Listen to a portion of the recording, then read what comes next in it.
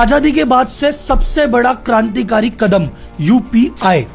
नाम याद रखना, ये वो टैग है जिससे अमेरिका बुरी तरह डरा हुआ है। ये वो टैग है जिसकी वजह से भारत का फाइनेंशियल वर्ल्ड में डंका बजने वाला है। हमारे डिजिटल इंडिया का ये इनिशिएटिव किस प्रकार से वीजा और मास्टर कार्ड जैसी कंपनी को भी टक्कर दे रहा है। यूपीआई आखिर है क्या, किसने बनाया, क्यों बनाया, इसकी वजह से क्यों भारत का नाम हो रहा है यूपीआई। अमेरिका डर क्यों रहा है, वीजा मास्टर कार्ड की हालत क्यों खराब हो रही है, जानेंगे इस वीडियो में आम आदमी की आम भाषा में, क्योंकि ये चैनल आम आदमी के लिए है। बिजनेस और फाइनेंस, इकोनॉमिक्स, इन सभी चीजों में इंटरेस्ट है तो चैनल को सब्सक्राइब कर लेना, क्योंकि बहुत सारा माल पड़ा हुआ भाई लोग।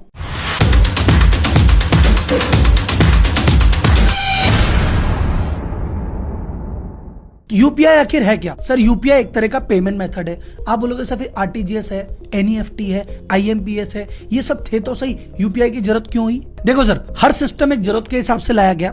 सबसे पहले आरबीआई सन 2000 में लाया कि जिस भी व्यक्ति को 2 लाख से ऊपर का ट्रांजैक्शन करना है, उसको ट्रांसफर करना है इमीडिएटली, उसके लिए लेके आया आरटीजीएस। लेकिन फिर लोगों ने कहा सर 2 लाख से कम नीचे करना है, उसका क्या करें? तो आरबीआई ने कहा इनका भी कुछ करना पड़ेगा, तो उनके लिए लेके आया एनईएफटी कि 2 लाख से कम का पेमेंट करना है तो कर दो। लेकिन अब 2 लाख से कम का पेमेंट कोई 10,000 कर रहा है, कोई 5,000 कर रहा है, तो भैया क्या करें? तो उन्होंने कहा एक काम करो, हम है ना इसको 30-30 मिनट के बैच में करेंगे, तो 2 लाख से नीचे का पेमेंट होगा, लेकिन एक बार में नीचे डायरेक्ट नहीं होगा, 30 मिनट का वेट करना पड़ेगा। लेकिन फिर जनता की मांग उठी कि सर 2 लाख से कम भी करना है, आधा घंटा वेट भी नहीं करना, जल्दी से करना है। तो यार आरबीआई बोली भाई कुछ तो करना पड़ेगा। तो आरबीआई ने 2008 में एक अलग से ऑर्गेनाइजेशन बनाया था, NPCI, national payment council of India. तो उन्होंने कहा कि भैया कुछ करो। तो उन्होंने कहा यार मैं 2010 में एक प्लेटफॉर्म लॉन्च किया, आईएमपीएस।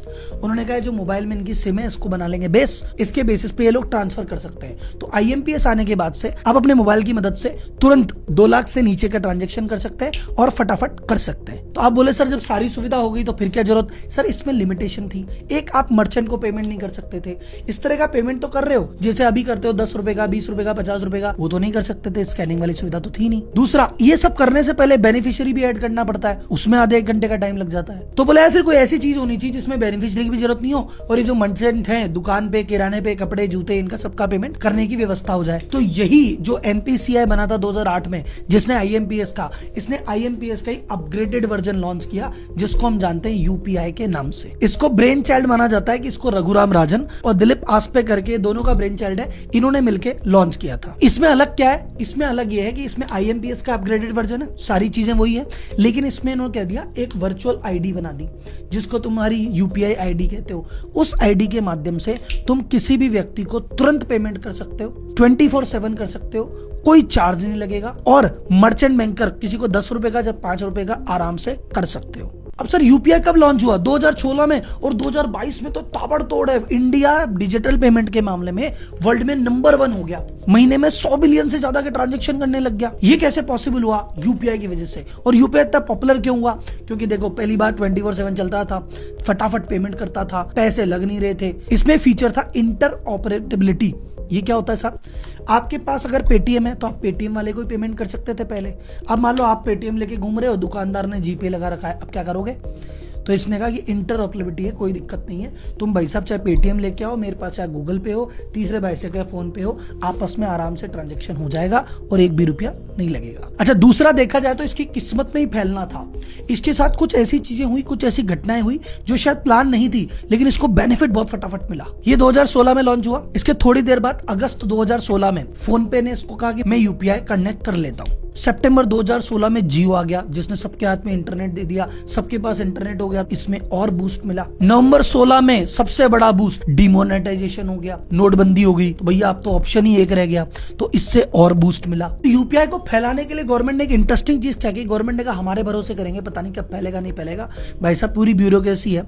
इन्होंने प्राइवेट कंपनी को अलाउ कर दिया कि तुम आराम से यूपीआई काम में लो, कोई टेंशन नहीं है। सबसे पहले फोन पे को अलाउ किया। सितंबर 2017 में तेज आया। तेज नाम सुना है आपने, कभी ना कभी यूज भी लिया होगा, जिसका नाम बदल के अब जीपे हो गया, गूगल पे। उन्हें गूगल को कहा तुम काम में लो। अब गूगल इतनी बड़ी जायंट कंपनी, दुनिया भर के पैसे, दुनिया भर की मार्केटिंग, खूब दबा के खुल के प्रचार किया, इसलिए यूपीआई फैल गया। नवंबर 17 में पेटीएम बोला मैं भी ले लूं, भाई तू भी ले ले। तो यूपीआई ने क्या किया, सारी कंपनियों को कहा आराम से अलाउ है, काम में लो, काम में लो।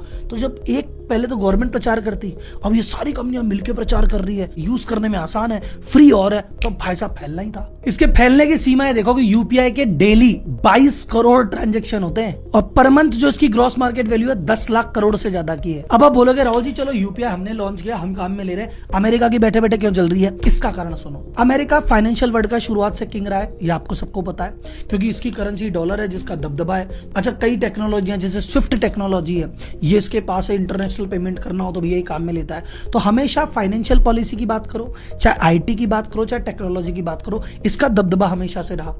अब ये कह रहा है कि यार भारत जैसा डेवलपिंग कंट्री जो कल को नया नया पैदा हुआ है, ये देश ऐसी टेक्नोलॉजी लेके आया जो हमारे पास भी नहीं है। और चल लेके आया है, कोई बात नहीं, आराम से लेके आया, इसको यूज करो, पर मान नहीं रहा इंडिया। इसने एक नई कंपनी बना दी, एनपीसीआई इंटरनेशनल पेमेंट लिमिटेड। और इस कंपनी का उद्देश्य क्या है? इस कंपनी का उद्देश्य यूपीआई सिस्टम को पूरे विश्व में अप्लाई करवाना। सबसे पहले भूटान ने एक्सेप्टेंस दी, भूटान में लागू हो रहा है, दुबई में लागू हो रहा है, सिंगापुर में लागू हो रहा है, और 10 कंट्रियां ऐसी है जिन्होंने भी इच्छा जाहिर कर दी है। वो कंट्रियां मेजरली तो भी एशिया की है, मलेशिया, थाईलैंड, फिलीपींस, वियतनाम, ये सारी कंपनियां।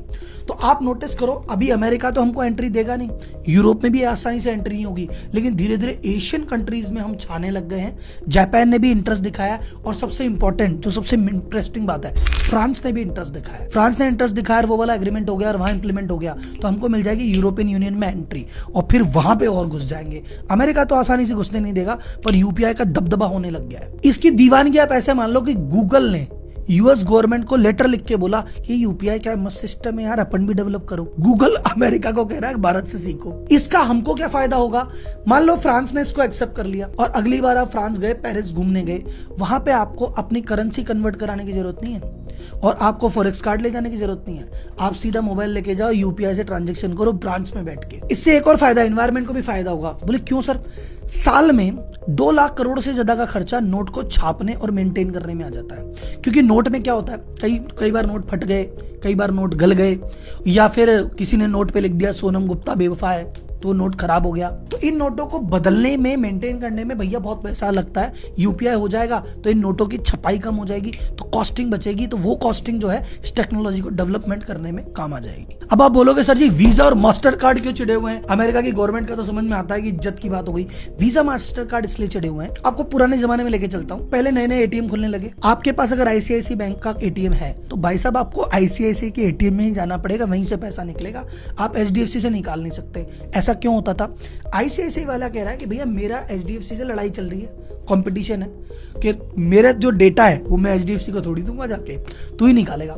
तो वीजा और मास्टर कार्ड नेटवर्क कंपनियां हैं, ये कंपनी आके बोली तुम टेंशन मत लो, हम तुमको सपोर्ट देते, तुम हमको थोड़े से चार्ज दे देना, थोड़े से पैसे दे देना, हम ये फैसिलिटी दे देंगे कि हम पेमेंट को वेरीफाई कर लेंगे और हम ही पेमेंट कर देंगे, तुम किसी भी कार्ड में जाके काम में लो। इस बात के जो पैसे लेते हैं उसको कहते हैं एमडीआर, मर्चेंट डिस्काउंट रेट। ये 1% से लेके 3% तक होता है। आप शॉपिंग करने जाओ तो दुकानदार बोलता है भैया चार्ज लगेगा, कई बार दुकानदार ऊपर से चार्ज लेता है, जो दुकानदार नहीं लेते उनकी जेब से 2% का चार्ज लग जाता है। तो ये जो एमडीआर है ये यूपीआई में 0 है। तो दुकानदार क्या बोल रहा है, यार कार्ड से पेमेंट मत करो, 2% लग जाएगा, आप तो यूपीआई मार दो। तो धीरे धीरे वीजा और मास्टर कार्ड का डोमिनेंस कम हो रहा है, और इंडिया में कम होता तो ठीक है, भाई साहब पूरे वर्ल्ड में जाके तैयारी कर ली है, तो इसलिए इन दोनों कंपनियां डरी हुई है। अब आप बोलोगे सर जी यूपीआई ने तो बहुत सुविधा कर दी, मजे आ गए। सर सुविधा तो अब करेगी, आरबीआई पूरी तैयारी लेके बैठा है। अभी जो हमारे आरबीआई के गवर्नर है उन्होंने एक कॉन्फ्रेंस में 3 बेनिफिट बताए कि 3 नए फीचर हम यूपीआई में लॉन्च कर रहे हैं। पहला फीचर, यूपीआई को क्रेडिट कार्ड से लिंक करेंगे। अभी तक तो क्या चीज है, आपका जो भी यूपीआई की आईडी है वो आपके डेबिट कार्ड से लिंक है, यानी जो पैसे आपकी जेब में पड़े हैं, जो आपके खाते में पड़े, उसी में से ट्रांसफर होता है, उसी से पेमेंट होता है। क्रेडिट कार्ड से अभी तक पेमेंट नहीं हो रहा, क्रेडिट कार्ड से भी होने लग जाएगा। ये वीडियो बनाते टाइम ये चीज लागू हो चुकी है, अभी फैलने में थोड़ा टाइम लेगी, पर लागू तो कर दी। दूसरा फीचर जो यूपीआई लॉन्च कर रहा है वो है यूपीआई लाइट, कि तुम बिना इंटरनेट के भी पेमेंट कर सकते हो। बोलिए कैसे? भाई तुम घर से बटवे में पैसे लेके चलते हो, ये कहता है यूपीआई लाइट है, इसमें 2000 रुपए तुम रख लो और 200 रुपए के ट्रांजेक्शन तुम कर सकते हो, तुम्हें इंटरनेट की भी जरूरत नहीं है। तीसरा फीचर जो इन्होंने लॉन्च किया, बोले यूपीआई 1 2 3। बोले क्या? बोले स्मार्टफोन भी नहीं चाहिए। गांव का आदमी बोले मेरे पास तो फोन ही नहीं है, मैं कैसे करूं? बोले फोन की भी जरूरत नहीं है, यूपीआई में 1 2 3 करके उस नंबर पे मिस कॉल मार देना, वहीं से पैसे कट जाएंगे, वहीं से पैसे पहुंच जाएंगे। अभी एक फीचर है जो लॉन्च तो 2020 से, बहुत सारे लोग काम में नहीं ले रहे, लेकिन धीरे धीरे अवेयरनेस बढ़ेगी तो लोग काम में लेंगे। यूपीआई ऑटो पे, ये क्या होता है? मेरे को नेटफ्लिक्स का पेमेंट करना है, यूपीआई से लिंक कर दिया, यूपीआई की आईडी से हमेशा होता रहेगा।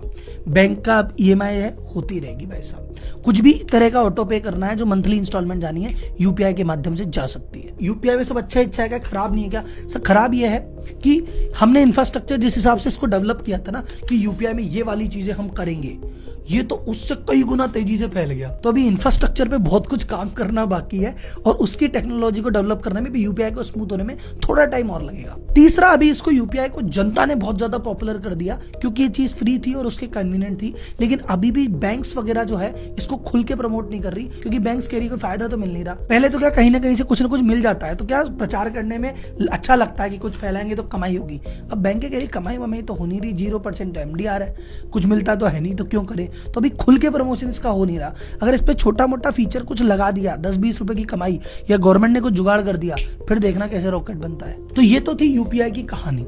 इसी तरह की कोई भी टेक्नोलॉजी भारत में डेवलप हो रही है, कोई भी बिजनेस आ रहा है, कोई भी स्टार्टअप है, कोई भी कॉन्सेप्ट है, कोई भी रेवेन्यू मॉडल है, उस पर चर्चा होती रहेगी इस चैनल पे। तो अगर आप इस चैनल पे नए नए जुड़े हो तो चैनल को कर लो सब्सक्राइब, और अगर घूमते फिरते यूं ही आ गए थे तो पहले 10 वीडियो देखना, फिर 11वीं वीडियो के बाद सब्सक्राइब करना। अभी करने की जल्दीबाजी मत करना। तो जनता जनार्दन को जाते जाते एक बार फिर जय हिंद।